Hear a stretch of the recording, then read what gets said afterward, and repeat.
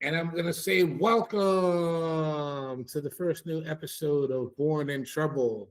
I am your host, John Afro Exum.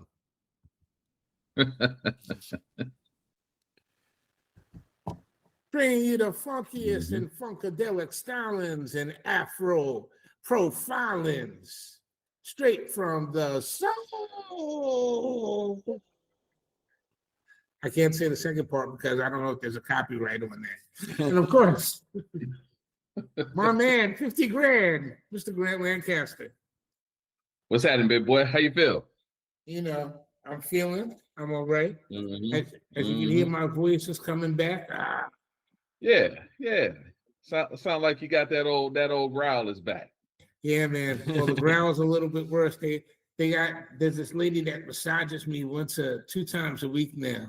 They call it lymphatic massage and everything, but there ain't nothing lymph about it. Anyway. And of course, the host of the Men, Money, and Marriage podcast, Mr. Andrew Johnson. How y'all feeling? We feeling good, man. We feeling good. Good, man. Yeah, good to see you, brother.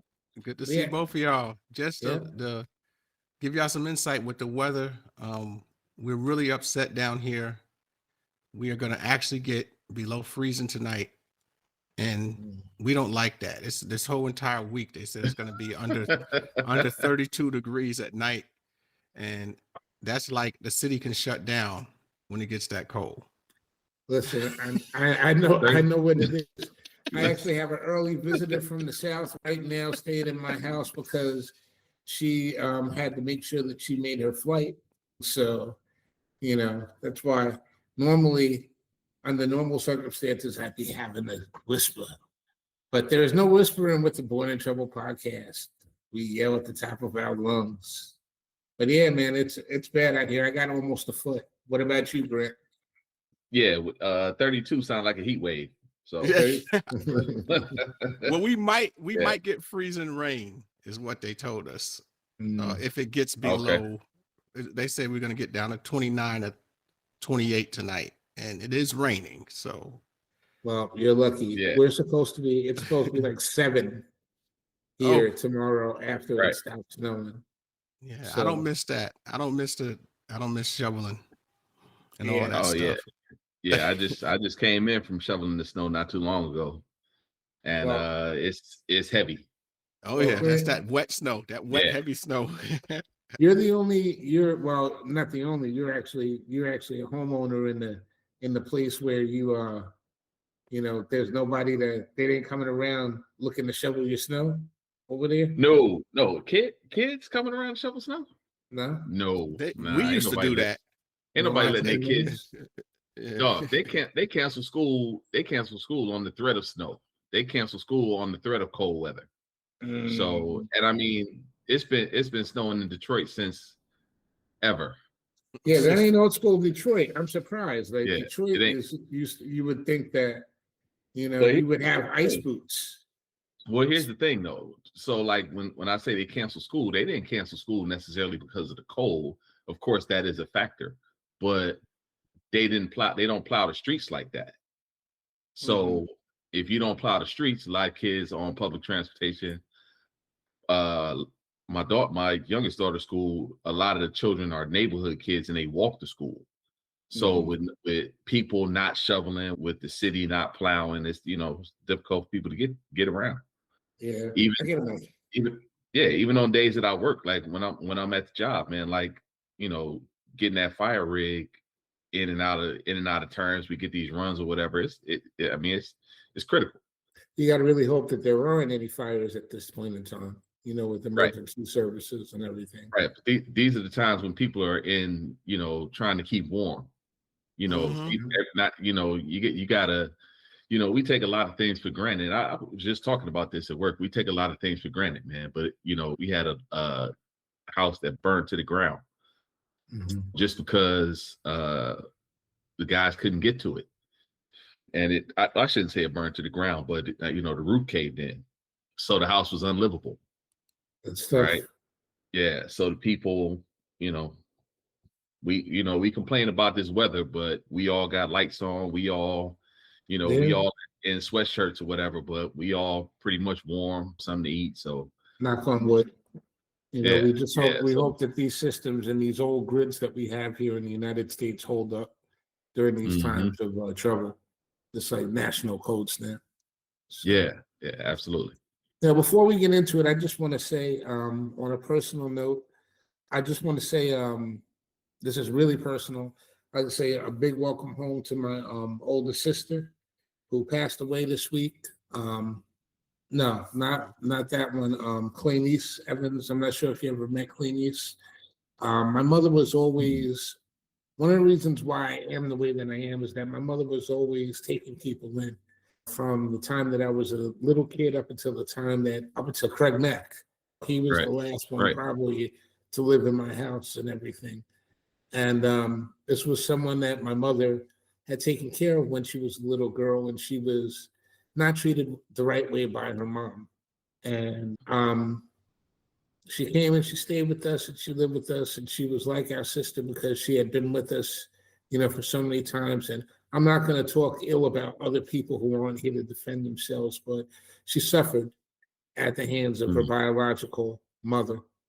And my mother just wasn't standing for that. And my brother reminded me today of the story and everything. And this is kind of the reason why I'm bringing this up is because it kind of like brings me to like why I am part of the way that I am and everything. Like, Grant, you come to my house, you stick your feet underneath my table and everything. You ate the food. Absolutely. You know what I'm saying? There was always a plate open and you were always welcome to come, because of him. My father, he may not have wanted us to be there, but it is what it is, but it was always that way. And it was the same thing with her. And blessings go out to her and her sister. She was always like, my other sister, she always reminded me that she was my sister, even after she had left the house and left the nest. And she's going to be missed. And she actually, one of the different things about the system, what I've been going through with my own experiences, that this week she actually came and visited me in a dream. And I woke up in the morning and I said, and I told Di, I was like, yo, listen, I was like, I just had this really strange conversation. It was very deep with my sister and everything. And I just like, kind of just like, washed it off. And I find out today that she actually passed away earlier this week. So she actually came and said goodbye to me. And basically, whatever our beef was, whatever it was, it's like, so I always like to say, she was like my third sibling that I had a love-hate relationship with. And, may she rest in peace. And that hate, you don't have that love without the hate and everything. So, rest in peace, sis, and everything. You're in a better place. Gone way too soon, but we'll see you again. Man. So, on that note, we're going to go ahead and we're going to get started with this next episode of Born in Trouble. I don't know if y'all want to start right away with the heavy duty stuff that's going on in this world that we know is going on, or we could continue a conversation that we had this week on the Men, Money, and Marriage podcast when we were discussing Corey Holcomb and his situation with almost fighting with the conservative guy. It seems like it's old news right now. But of course, anything that's old news can be made brand new. And I don't know if you cats saw the video this week of Corey. Throwing below the belt. Throwing below the belt. I saw it. Throwing below the belt. Corey, my dog, man. You already know. It's like, bro, like, I don't know what her politics are, but the her part is the part that I'm concerned with. Right. Come on. You already won. You won before like, what are you doing, bro? Any comment on that, Andrew? That's your man. Well, are you referring to the issue with Anton, or are you referring to the issue with the woman?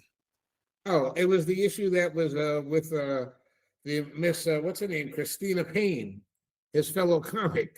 apparently they had a running beef about something, and he had said something to the effect that he was going to put that head out if she continued. And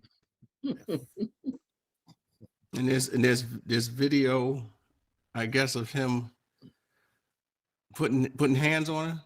bro, Yeah, from what I could see, he said, okay, this is what I heard him say in an interview after the fact.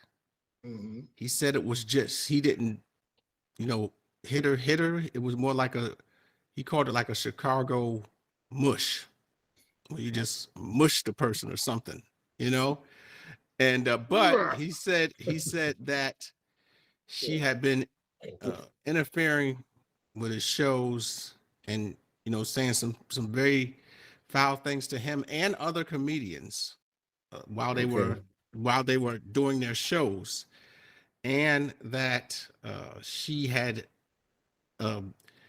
was just more of a she was looking for, his words, kind of looking for a check. So the video did, I guess, now apparently that happened a while ago. That wasn't recent. So, but it surfaced because of the him and the Anton issue that popped up. The reason why I was asking between the two is because that he made a video after the fact about what happened on that show, and he posted a picture of his wife and the daughter, but it was the daughter. It was blocked out, I think. So the daughter's picture was, but the wife's picture was, and he was just basically making fun of their looks. So you're saying it was a setup? Yes. As far as the female comedian, that's what he's saying. He's saying it was a setup because he's saying that she had been, being antagonistic to him for a very long time. Well, and not just him, but other comedians as well. And that she had a boyfriend there apparently. And he says, if you look at the video closely, I didn't really examine it that closely, but he said if you look at it, the boyfriend's trying to move her away from him. But I guess she kept saying things, and I guess he just maybe had enough. Well, Grant, you're his neighbor. Your neighbors are yeah. Corey. Tell me, what do you think about that? Is that like, So the Anton's wife and daughter piece, was just Corey being who he is. From my vantage point, he makes fun of people. I mean, his comedy is harsh comedy. You know what I mean? Yeah. It's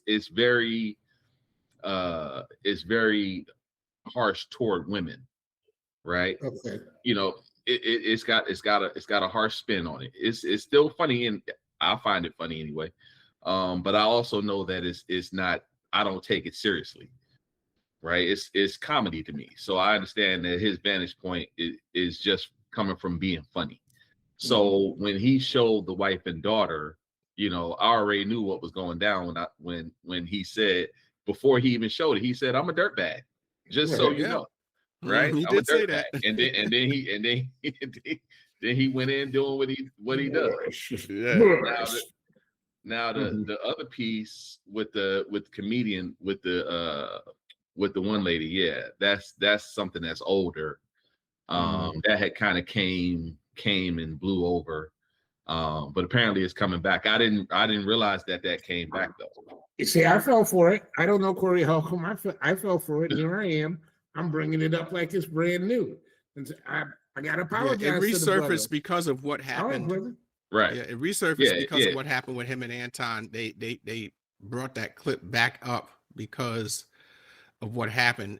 But from what I was told, and I don't know exactly, but that's almost a year old.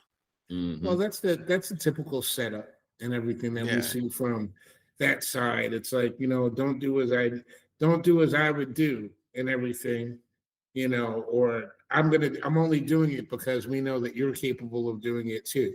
It's the whole two wrongs don't make a right type of thing. And, based upon where I come from, two wrongs don't make a right, so this is kind of brings us full circle to today's topic and the world's topic, which is what's going on in Minnesota right now, which I mean, first of all, it's crazy. It's crazy what's going on just from an observer's point of view. But that's exactly what I am at this point in time. I'm an observer to this whole thing, because this whole thing is like this whole fight. We haven't had a chance to really get into immigration, which has been the hot topic in the country for the entire year. We haven't been doing the show. We haven't been discussing this. And honestly, if we're really breaking it down with immigration, it's a mixed bag, especially for Black people, and especially if you're an intelligent Black person and you know what has gone on and what's transpired with immigration. Immigration in this country, I'm not feeling anybody on this. I'm not feeling the white people that are sitting up here complaining about it. Definitely not feeling a lot of the Hispanics that are complaining about a lot of the stuff with immigration. And I feel like a lot of Black people are correct for basically sitting out and being on the sideline with a lot of these things that are going on. First of all, immigration didn't just start under Obama. It didn't just start under Biden. It really started in the 1990s. And when all three of us were younger men, much younger men. And the reason why it came about was that they didn't want to pay Black people living wages. They didn't want to, a lot of the story of labor in the United States of America, I don't think you can really talk about immigration without talking about the story of labor in the United States of America. And the United States of America is a place where it used to have a whole bunch of jobs that we no longer have. We used to have vocational high schools, such as automatic schools, technical schools, things of that nature, where you could come out of high school and you could get a high-paying job, or a job that would allow you to buy a home and do different things almost immediately, which is why Jim Crow was in effect, and why we had different things such as disparate lending programs where a Black person couldn't get a loan, but a white person could. Even if you can get a job, you may not be able to get a home, to get a loan or buy a home in a certain neighborhood. This has always been the way. And immigration was another one of those steps that allowed people to look over the labor that was here and give that to other people that weren't here.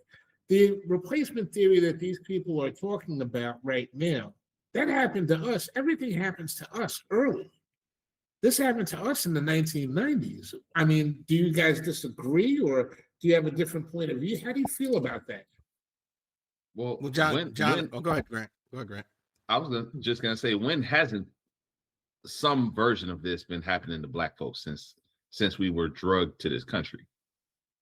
Right. And I think that's the thing. Like, it's always, no one cares. No one besides Black people care when Black people are in a situation, or at least that's the way it seems. And I'm saying not on the grand scale, it's never an absolute. So on a grand scale, no one in America cares when Black people are in any kind of predicament other than Black people. But when other people are in a predicament that mirrors anything that Black people have gone through, those people expect Black people to jump on the bandwagon with them, because we understand what they're going through, and that's the problem. They people have a problem with Black people not jumping on that bandwagon. Right. Well, you know what? In terms of that, you just reminded me of something. I want to play something for the crowd just so they can listen to it. This is a skit that was on Saturday Night Live. Did you guys see Saturday Night Live last night? I saw some of it. I did not. Okay. Is this? Where ICE continues to raid homes and businesses in what some people are calling an occupation. Christopher, your take on this? Well, Michelle, the first word that comes to mind is unprecedented. I mean, you've got federal officers roaming the streets, just pulling people out of their cars based on how they look. I mean, this just doesn't happen in America. Doesn't happen in America. Yeah. Well, right. I mean, I know it happens with some police. There are certainly bad cops out there, of course, but this is an entire federal force weaponized against the people it's supposed to protect. It's insane. Okay, right, sure. Okay, but the difference here is these officers are marching through neighborhoods with the express mission of just stirring things up so they can violently arrest people. That's new.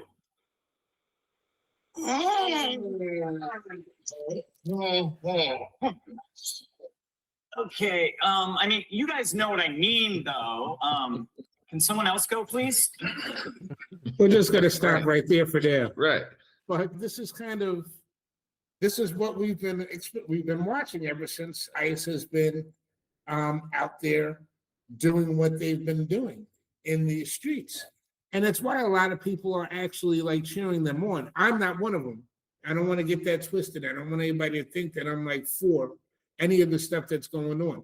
If it wasn't supposed to happen to me or my ancestors, it's not supposed to happen to them. And all this talk about Obama was the guy who did all of these things. Obama did it differently. He did it the right way. So Andrew, how do you feel about what's this Minneapolis thing? What's going on here? To a certain extent? Before I get to that particular point, I just want to say, the immigration thing's been going on for a very long time in the country. I mean, you can go back to the teens and 20s of basically 100 years ago. But if you remember in the 80s, what a lot of people don't bring up is that Reagan gave amnesty to people who came into the country illegally at that point in time, and I think it was in 86. And some of those people, became basically citizens, but they don't. Most people don't talk about that now. But the big thing, what I do definitely agree with you on, is the Black labor component, because that's the main thing. It seems like in the country, there's always this stipulation pertaining to labor in general, but it's Black labor that is what's most critical. Where when you say use the word undercut, is you could use that word, but I just simply say that it's a cap. We want to kind of put a cap on Black labor, meaning that you could only go but so far. Now, maybe a Black conservative would say that's not true because this, that, and the other factors. And I'm not using it as an excuse for Black people at all. I'm just simply saying that it's a mitigating factor. It's part of the parts of the course that we just have always had to deal with. Yeah. And so I always say, when it comes to all of this stuff happening, if you look at it, if you want to talk about voting, I don't care what country you would live in. I don't care where you're from. I always made the suggestion for people to vote is always vote with the group of people who have the most to lose. And usually that's us. So we can't afford to get voting wrong, because we're the ones who are usually punished the hardest when we do, or when the country gets it wrong. So when we're seeing now that we're sort of sitting out of all of this stuff, we're not bragging or anything. We're not even saying, I told you so. We're just saying, look, we knew what was going to happen. We're just shocked that you didn't know what was going to happen when they made this. They made it very clear.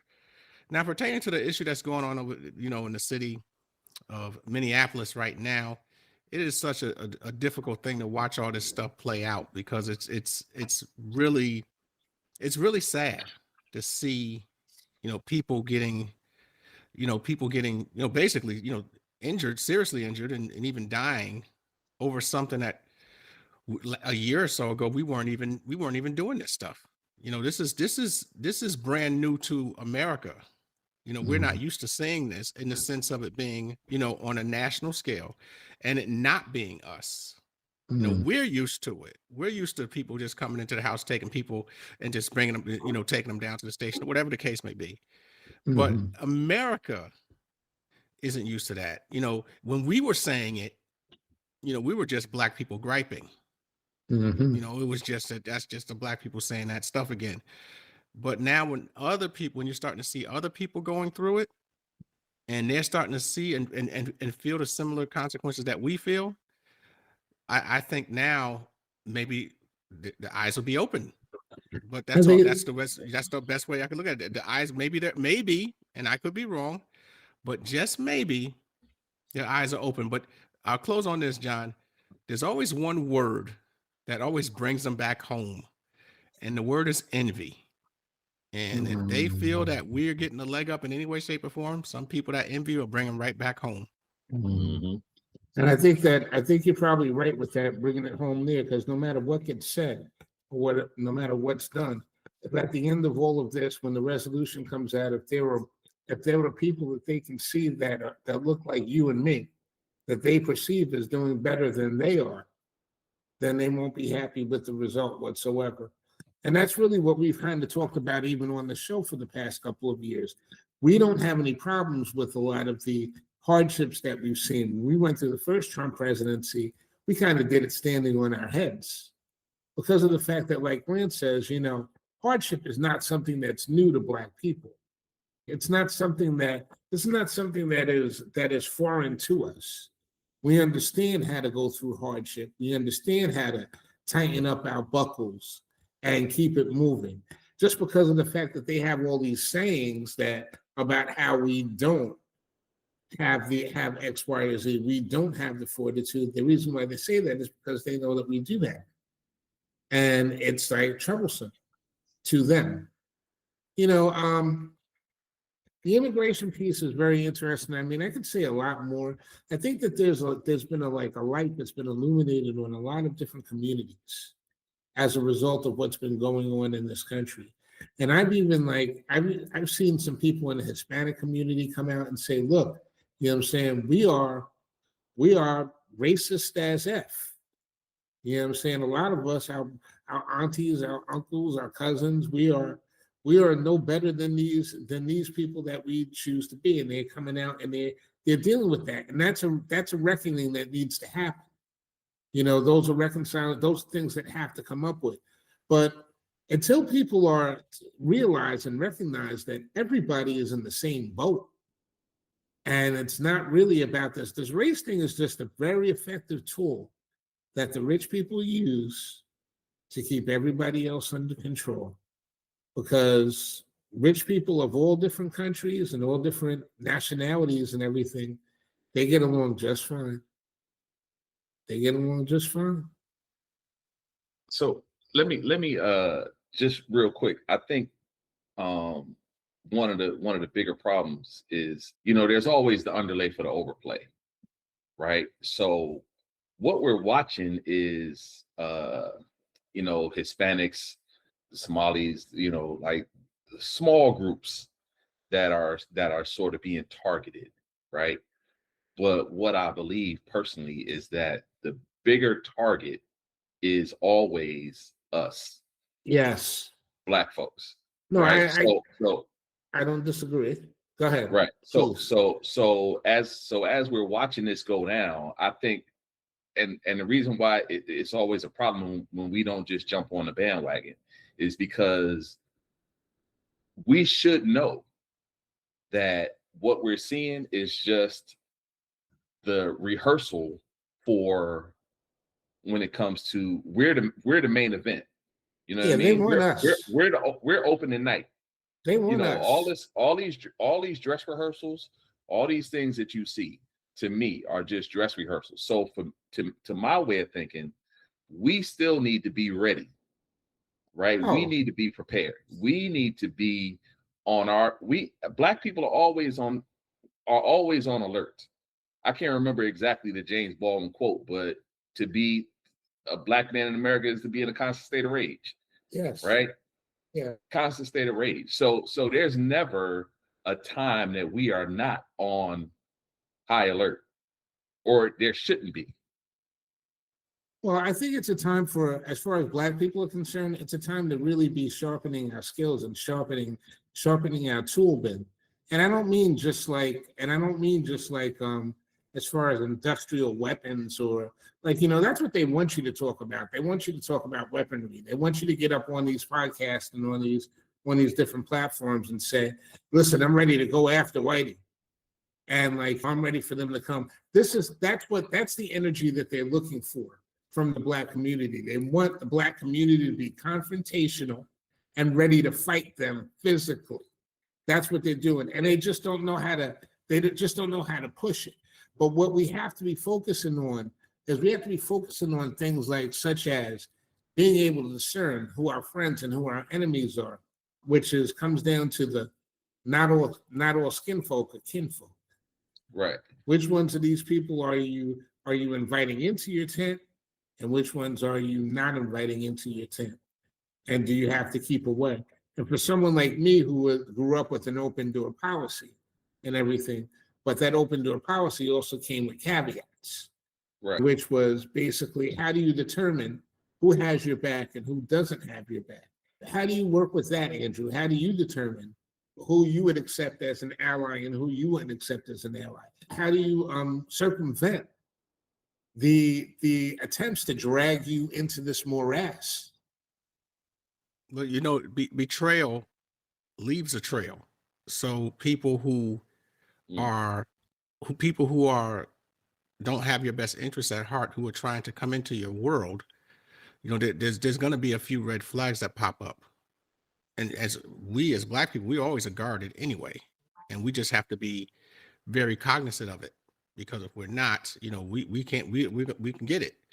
So a lot of, regardless of their color, what's good about this whole thing now is a lot of the people who could go down that path with us, they're right out in the open with it. So they're not, before it was more secretive, but now people feel very emboldened to say whatever it is they want to say. And so you don't even have to, like, topics like critical race theory, that used to be taboo 20 years ago. If you posted anything on the internet pertaining to that, I mean, you were essentially shut down. Right. Now it's free and open reign. You can talk about it, say it, you can do it, you know. And because of that, it makes it easier to deal with when it's out in the open. You know, you can confront something that you can see. It's really hard to sometimes confront something that you can't see. But with this, I believe we can see it now, and they're leaving the trail. I mean, they're very, you know, blatantly open with it. And one other quick thing pertaining to that, you know, we don't have to ever, as Black people, go down any road of violence, because, you know, like I said on the show last week, we went to, you know, Martin Luther King's church, and then we toured his house. And if you go into the office that he had in his house, it was a small little office that had a little library in there, just like a size of a small bedroom. But when you know, it had all the stuff there. One picture he had on the wall was a picture of Gandhi, and was sort of who he learned nonviolence from. And both of those two men, Gandhi took down the British Empire and ran them out of India, and King got rid of segregation in the South, and neither one of them ever fired a weapon. So you don't have to be violent at all. I mean, that's just, it's, if you get enough like-minded people on your side, and the public identifies with you, that's all you need. Well, some people say it's still not as strong as Charlie Crist or whatever his name was, but it doesn't pale or compare to him, which is like wild in the notion that it would come out of their mouths. And, you know, going back to something that you said a little bit earlier, you know, you're right. A lot of these things that we talk about now, you couldn't talk about these things. And it brings me to a story that a friend of mine told me about a family member who is actually a teacher out here on Long Island, Caucasian woman, who actually is leans more on the liberal side, and had posted things about Black Lives Matter on her webpage. And she had one of her cousins tell her that if she was in her school district, she would have reported her for posting that on her website, and that she wouldn't have a job. So what we have right now is we have a bunch of white people telling on white people based upon their political ideologies, and, you know, making allyship more of a danger for them, or what they consider. You can make an argument about how much a white person can be an ally or not, how much they can affect the Black community or not. That's a different conversation. But the simple fact that someone is out there attempting to do that, and just because they express these feelings, they're getting attacked by their own family and having their livelihood threatened by their own family. You know, what exactly is going on with these people? Why are they so like, you know, and I get the older generations. The older generations, they don't have as much skin in the game. A lot of them are retired. They've made their money. You know, they're not out there in the workforce every day. You know, and this is what a lot of people are forgetting. These people they've already got theirs. And when it comes back to the jobs that we're talking about now and everything, one of the reasons why they are willing to stop immigration at this point in time is that they don't need the factory workers as much as they used to. They don't need the job. They don't have the jobs for these people anymore. They've outlived their benefit. And who benefits from that labor? Who benefited from that labor? Large companies, right? Mhm. They were able to get these people, pay these people, work these people. Now they have no use for these people any longer. So now they're all being treated like N-words. Right, but who's losing though? So the people that are being deported or whatever, are they're working, they're farm workers. You know, you hear a lot about farmers who can't bring in the crops, and you know, they're hotel workers. You know, they're doing smaller jobs, you know, small scale jobs that just kind of keep America moving, right? They helping to bring food to the table, you know, that kind of deal. Definitely. They're doing things that Americans don't want to do. Well, there was another video before this that I was going to bring here. I was trying to kind of debating as to whether I would bring it up, but it's more about a more sinister agenda that's being pushed through by this country. And one thing that we've seen is that Trump doesn't care about the economy getting smaller. The size of the economy is not his thing. As long as his people are getting paid, then he's okay with it, and the hell with everybody else. So despite all these things that we see out here, the victories that we have that are announced are all victories for Trump's people. And when I say Trump's Yeah. people, I don't mean, you know, Billy Joe and Bob and everything that are sitting at $20,000 to $30,000. You're not his people. You think he tells you he's their people. He winks at you because he needs you out there in the streets and out there, like, you know, voting for him. But you're not his people. His people are the people in the country club. And what this video was about and what this conversation was about, what this person was saying was, she was explaining how they've actually shrunk the economy and shrunk the ability for us to import food, which is something that we really do, that we really take advantage of. We can get pretty much anything in the United States at any time during the year, where we used to be a seasonal economy. You know, strawberries don't grow in the United States year round. We have to get them from Argentina. You know, shrimp aren't available year round here. We have to get them from different places. So now what they've done with all these tariffs and all these things with pissing off all these different countries is that when they get to the point where they're like, we're not going to export you any of these foods anymore, because they've already gone about finding different places to sell their goods and sell their products, then who's going to suffer? Do you think that the rich person is going to suffer and not be able to get their food? No, they're at the top of the food chain. So they're still going to get whatever small resources come in. But everyone else is going to be SOL. And then who are you going to be beholden to? The powers that be.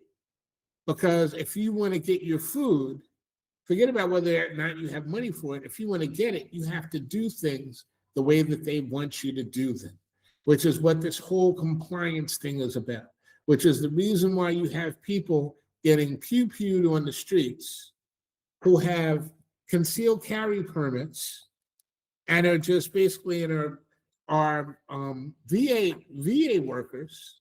You know, no one cares more about America than a worker who works for the VA. I can tell you that right now, because you may have served your time, but you still take the time to service people in the military full time.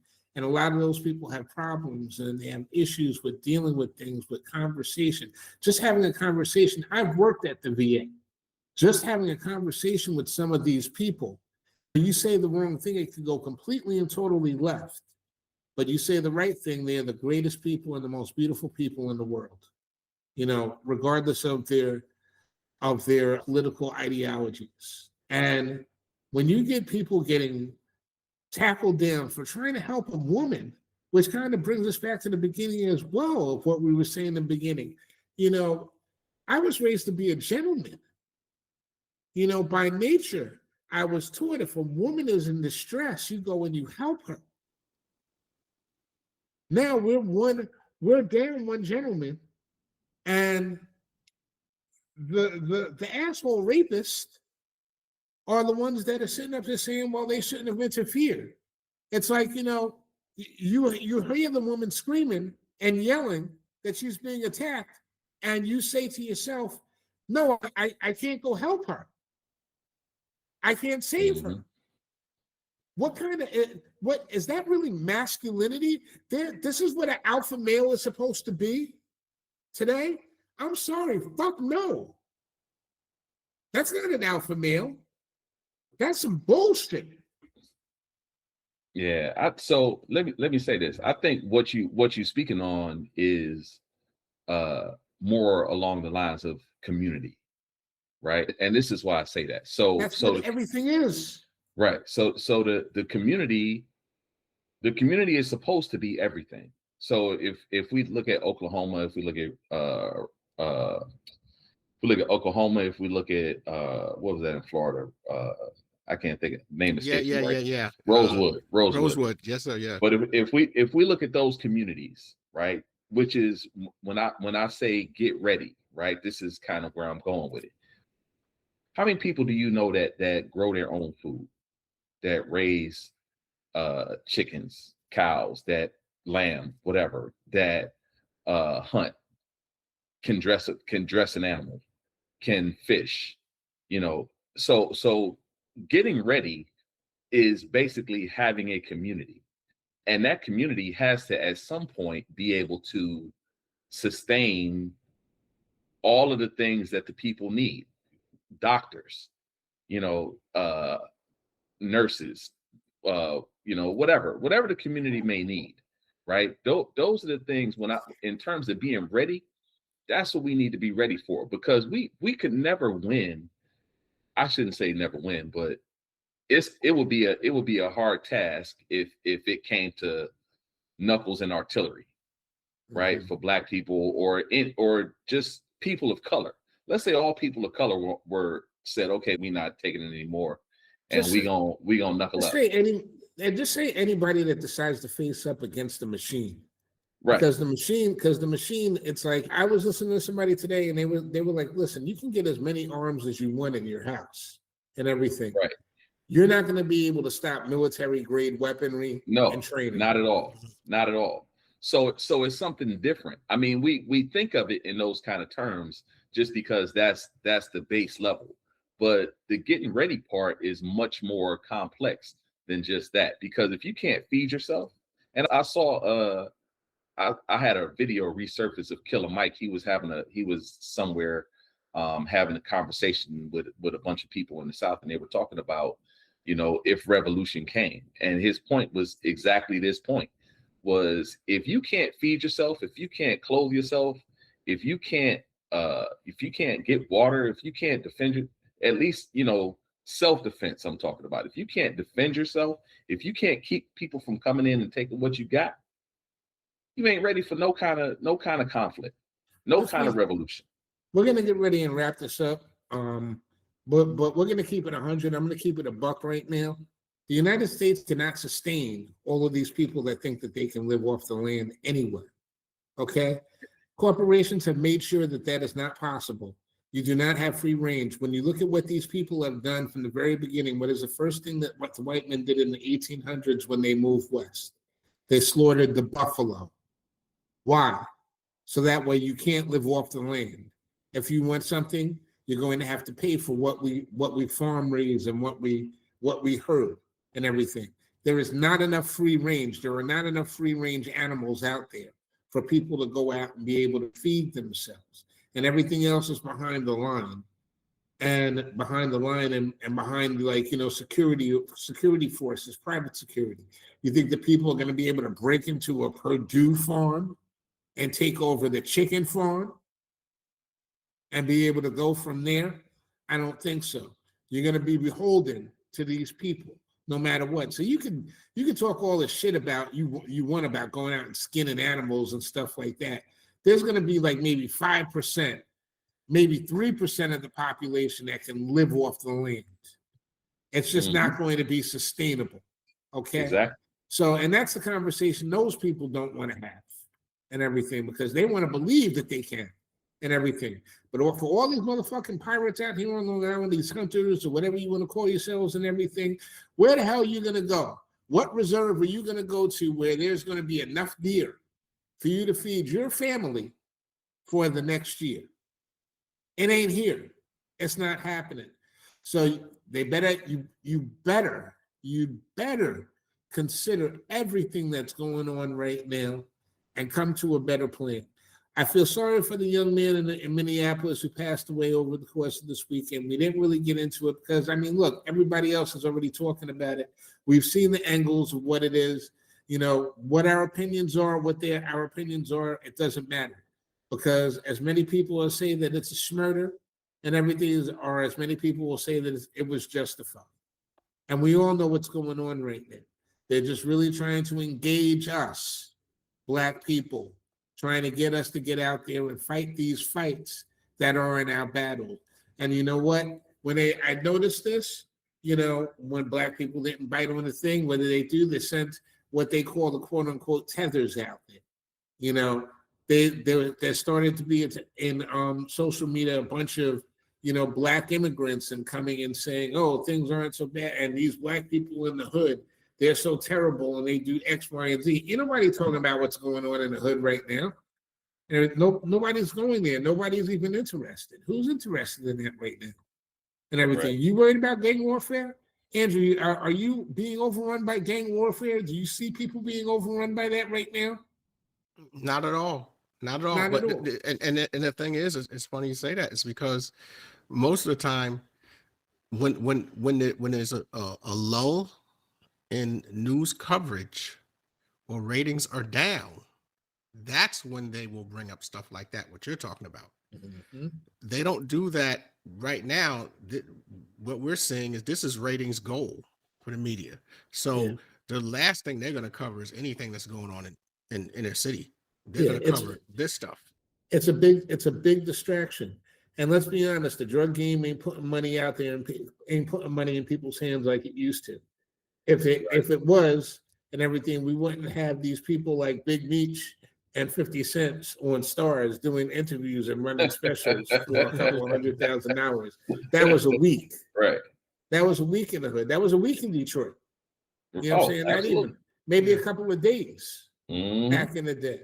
So let's be 100 and everything, and let's get it together. This is a very good opportunity for us to really get our shit together.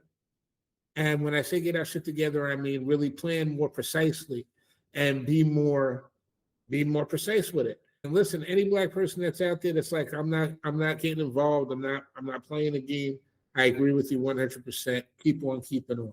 Born in Trouble.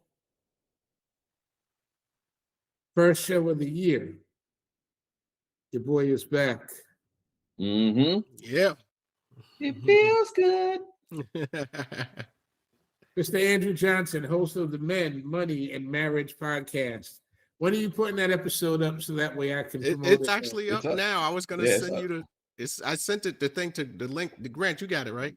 Yep. It's up already. I think I sent it to you. If you want to watch the video, it's on Spotify. If you want to just listen to it, you got a Apple Podcast or iHeartRadio, you name it, it's on there. So send me the link. Check it out. Send me the link. I'm going to start promoting all these podcasts again. We're going full body, hard body here, and the City Wing King, Mr. Grant Lancaster. Yes, sir. Always a pleasure, my brother. Good to see y'all faces, man. It's been a while. Definitely. Yes, I got the double chin right now. This is because of This is all lymph node activity. We're working on getting this down right now. It's funny, when I was 240 pounds, I didn't have a double chin. Now 210, I got the double chin, working it out, everything. And of course, your boy John X, host of the Born in Trouble podcast. I'm just happy to be here with y'all and everything. I'd like to send out blessings to all you people out here and everyone that stuck with me. Once again, my friends, my foes, my enemies, and everything. I love y'all too, because you put the battery in my back. Because if you don't know me, I love pissing y'all off. In the name of everything. Yes, you are. Thank you. Born in Trouble. Peace. Peace. Peace.